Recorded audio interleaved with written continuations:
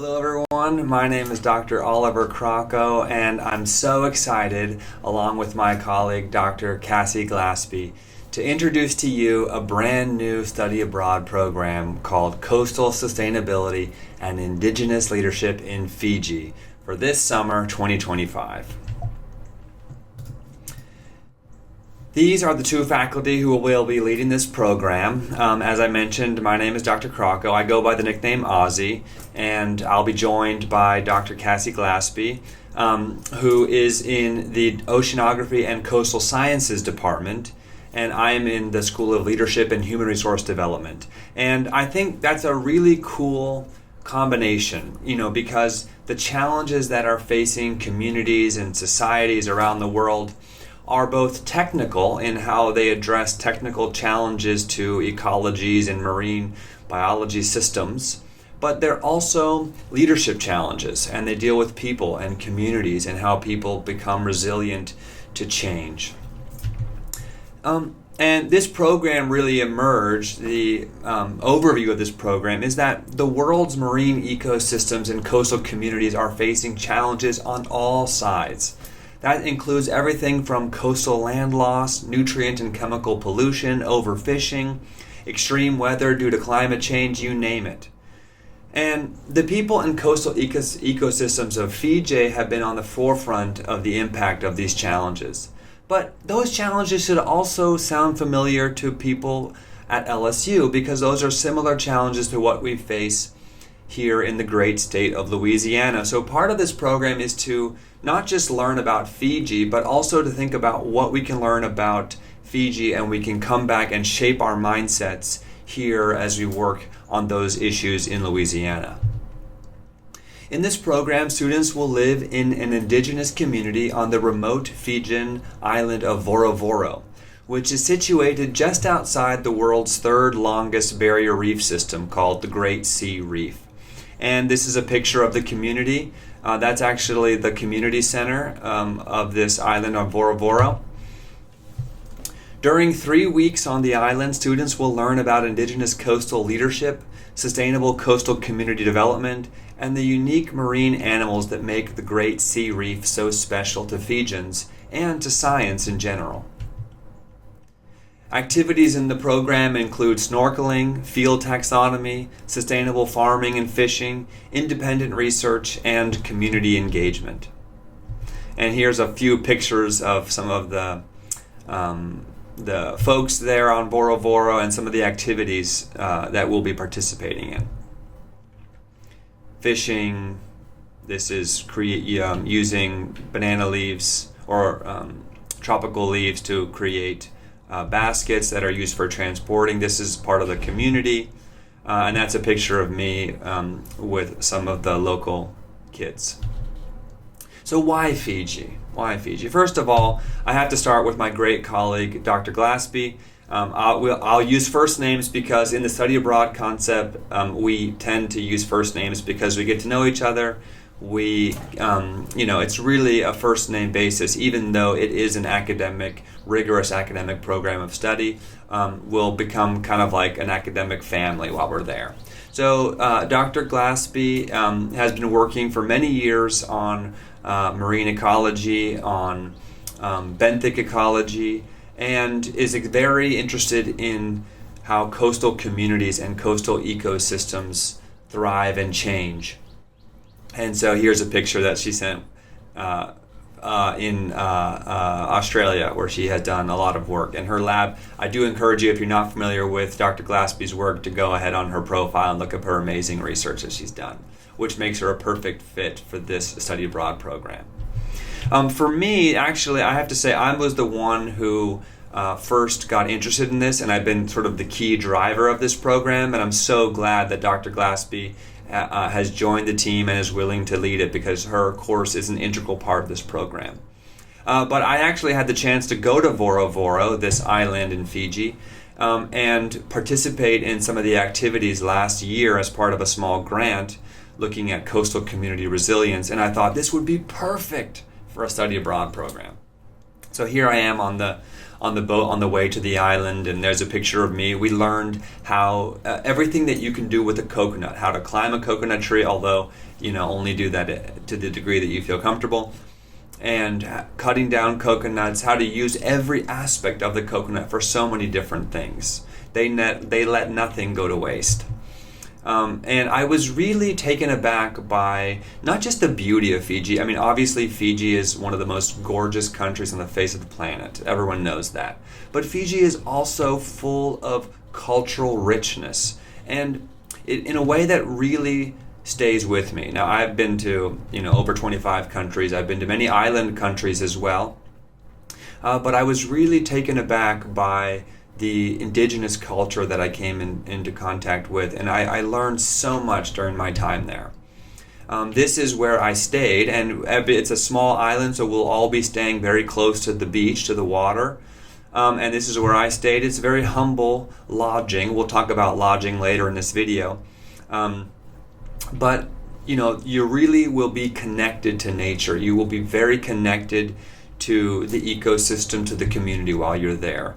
This is the main kitchen area and welcome sign, and all the people in the village are so friendly and kind and welcoming. These are some of the men who prepared the sevu sevu, which is a traditional Fijian ceremony of welcome. They use it also not just for welcome, but for goodbye and for other meaningful events throughout the time. It comes from a root that they pound into a pulp and then brew into a kind of a tea.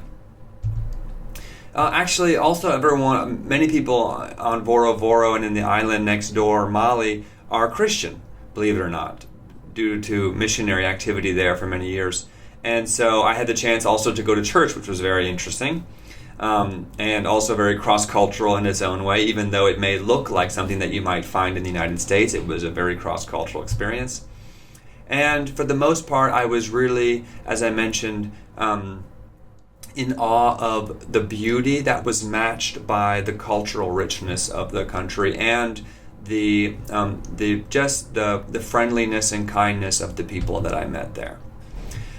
Even though I am not a biologist, I'm a leadership scholar, I was so interested in all of the life that we saw. It was bursting at the seams with different organisms and different life, and so that was one reason when I was developing the study abroad program, I was thinking we need to get someone from oceanography and coastal sciences to co-lead this trip with me, because there's just so much. It's just brimming with life, and I couldn't even take enough pictures of all the different things. And yes, that is a snake, and there are some snakes on the island, but don't worry, they're deathly scared of humans and will stay away from you. I had to try to get close to this one to take a picture, but otherwise they're neither seen nor heard. They prefer to be, at least. There were frogs that came out at night, and just so many beautiful wildlife everywhere to be seen. In the program, you will take 6 credits. You'll take 2 different courses. The first course you'll take is OSC 4001, Marine Invertebrate Zoology. That will be led by Dr. Glaspie. And just to give you a quick sense of the overview of the course, the purpose of this course is to allow students to gain a foundation of knowledge in the biology of marine invertebrates, with a special focus on the evolution and natural history of marine invertebrates. This course emphasizes concepts and unifying principles from phylogenetics, physiology, developmental biology, functional morphology, and ecology, while surveying the major taxa of marine invertebrate animals. Through this course, students will gain an understanding of the complexity, prevalence, and ecological importance of marine invertebrates. And I should say, even if you're not a biology major, that you will be so excited to take this course to understand all the interesting interconnections of marine biology and coastal sciences, and how they play, and also how people and how communities interact with the marine environment. The second course you'll take, depending on if you're an undergraduate or a graduate student, is LHRD 4809 or 7803, which is, it's designed as an independent study course, but what we'll be studying, so these come from my school, which is the School of Leadership and Human Resource Development, and these are designed for undergraduate or graduate students in this program to explore indigenous leadership, indigenous learning and training and organization development in this Fijian context, particularly as it relates to coastal community resilience and development. And so if in this course you'll work with me to develop an applied project based on your interest. So for example, it could involve doing oral history and interviewing some of the local Fijians about their lives on the island and what it means to be a leader and what it means to develop coastal community resilience, or how training occurs. How do people learn on the island? How do they train each other and teach each other through models of mentoring and apprenticeship?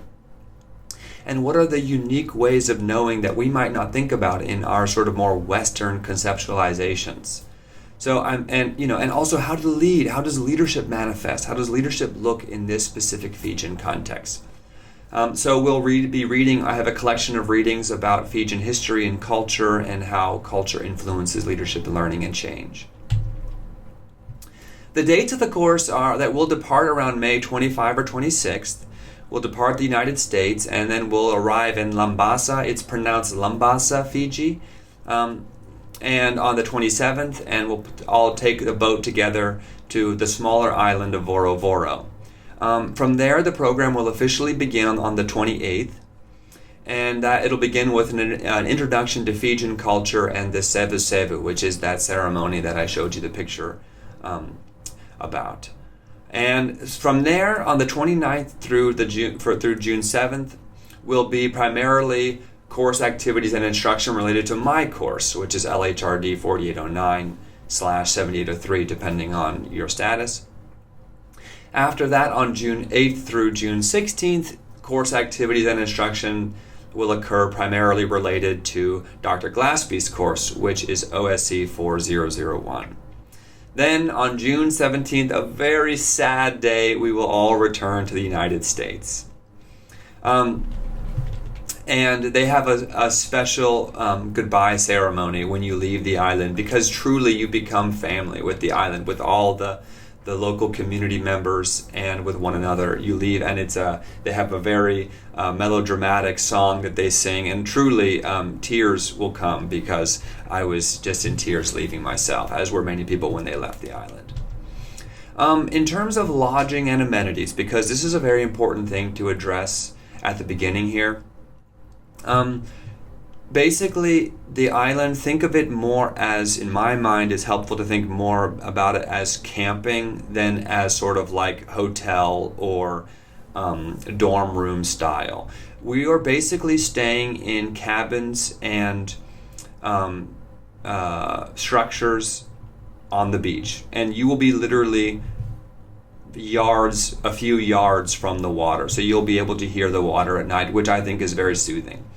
There's no electricity except for solar panels, and there's no running water. So, for example, this is a typical bed that you could expect. It's up from the sand, so thankfully you won't be on the sand. You'll at least, and you will be using a mosquito net to keep bugs of any kind out of your bed at night. These are also three of the similar structures like the one that I stayed in, that some of you may stay in. Obviously, women stay in a women's dorm only with women or by themselves, and men will stay with men or by themselves. Here's another picture of one of the bigger dormitories. I use the word dormitory lightly, but basically multi-person room. And this is one of the showers. So basically, there is no running water system, but there is a water capture system of fresh water. So you can take a fresh water shower by elevating a bucket. You basically turn it on, you get yourself wet, you clean yourself, and then you turn it on again to rinse yourself. And so it is challenging for some people who are not used to that, but I will say it's very pleasant. It's private. It's up on the hill. There are two of them. It's obviously it's a private covered area. There's no you have to drink water through this filtered drinking water system, but it's very clean and delicious, and that's fine. There's also places I wouldn't recommend sleeping in these overnight, obviously, because they don't have a mosquito net, but people do spend a lot of time resting in the hammocks. They call this Hammock City. And then this is a picture of the solar panels. So if you do need to charge your devices, although there's not a lot of great signal out there, but if you want to charge your devices, your phone, etc., you can do that. But I think one of the coolest things about it is it's a separation from a lot of like the technology, like you're away from Instagram, TikTok, Facebook, whatever, and you're just really learning about marine biology, coastal sciences, indigenous leadership, indigenous community, and that I think is the beauty of it. So yes, there is some access to technology, but that won't be the focus. You're going to have a lot of time to learn about one another, about yourself, and about the community that you're in. The program fee is quite expensive, I have to say. That's in large part because the program fee, everything is included. Your housing, all the meals, all the field trips and cultural events, the excursions, transportation to and from Lambasa, the health insurance for the program. It's all included. And a lot of that goes because the community is so invested in this program. The community has decided not to sell out to a big hotel chain and basically lose the rights to its island, and instead has decided to put on this indigenous type educational program. So they've been working with Auburn University for many years, and this will be the first time that LSU will join them as well. Additional costs include tuition for the 6 credits, which depends depending on if you're undergrad or a grad student, or in-state versus out-of-state. And then airfare, could be as much as $2,000, but we've seen really cheap flights recently, so I'm actually really optimistic that flights will be much cheaper. And then with regards to this, you will basically, we won't travel together. We'll sort of meet in Fiji. But if you want to travel with Dr. Glaspie or me, you can. But otherwise, you can just meet there, and we will share our flight itineraries, etc. So if you're interested, I encourage you to fill out your application at the LSU Study Abroad website. Basically, go to LSU faculty-led programs. You can find LSU in Fiji. You can also email me or Cassie if you want. There are our emails. And we're going to hold 2 information sessions next month on February 17th and February 18th. One is at noon. So if that time works better for you, or if you have to work, we'll also have one at 5 p.m. So that will be better for people who aren't free during the day. Those will be held on Zoom at that Zoom address, but email me or Cassie and we can get you hooked up with those. And the last thing I'll lead you with is 2 of the Auburn students who went last year. I reached out to them and they were very kind to send short videos about their experience on this trip and being on the island, being in Fiji. So I now leave you in their hands to share their experience and hopefully encourage you to come. And so if you're interested, please reach out. We would love to have you come and study coastal sustainability and indigenous leadership in Fiji this summer. Thank you. Bye. Hey LSU, my name's Abby and I'm a Fiji Study Abroad alumni from this past summer. I was one of the Auburn students on island when your Professor Ozzie came to check out the program. I am studying global studies at Auburn, and so things like learning about other cultures, travel, international development are all things I'm already super interested in, and so that is why I did this study abroad. But one thing I did want to share with y'all is that I believe it caters to a lot of different majors. The class we took was called Sustainability in Action, and so if you're a sustainability major or anything related to that, this is a great opportunity for you to learn in a classroom that is an island, and it's not a traditional classroom. You really get to learn things organically as you just live day to day, making food and living in community and exploring the island, going on hikes, going snorkeling, learning about the wildlife, the non-traditional aspect of the academics when it comes to this study abroad, I think, is probably the most unique thing about it. And just made the whole process fun. Like, it was never, exhausting or boring or anything. Like, it's full of fun and adventure and really, really great community. And so getting to learn in an environment like that was amazing. But I mean, it not only does it apply to sustainability majors, that is a big aspect of it, but really anyone interested in international development or wildlife, marine biology, global hospitality, getting to, learn about how to travel in a way that still accurately depicts other people's cultures and respects their culture and respects and protects their land was a really cool and eye-opening experience. And so I hope that any of you on the fence, maybe because of your major, if you're not sure what you want to do yet, or if you do know what you want to do, there are ways to apply what you're studying and still get to have this really, really unique experience, getting to learn about the Fijian way of life, getting to learn from them, getting a break from the busyness of our Western culture, and just taking a few weeks to be outdoors and learn in the outdoor classroom. I will be back on island this summer interning, and so I hope to see a lot of you guys there. I loved it and would go back right this second if I could. And so I hope that what Ozzy gets to share with you convinces you to come, and please feel free to reach out to me or Sarah, who's also in this video, if you have any questions. Thanks, guys. Hi LSU, my name is Sarah. I was a 2024 Fiji Study Abroad student, and I am also one of the faces that you'll see on the island in 2025. I loved my time in Fiji. It was incredibly life-changing and transformational. I've done other study abroads before, and nothing compared to the experience of living with a tribe in a developing country, getting in the nitty-gritty. And academically as well, it was very important for me to have that experience because I want to go into international and sustainable development, and it's really crucial that I had an experience like that. Seeing what the day-to-day looks like for Indigenous people was huge, and I will never take that experience for granted. It was definitely a once-in-a-lifetime opportunity. And I really hope to see you all there. And so with that, I will say War Eagle because I'm an Auburn girl, but I'm sure I will come to love LSU as well.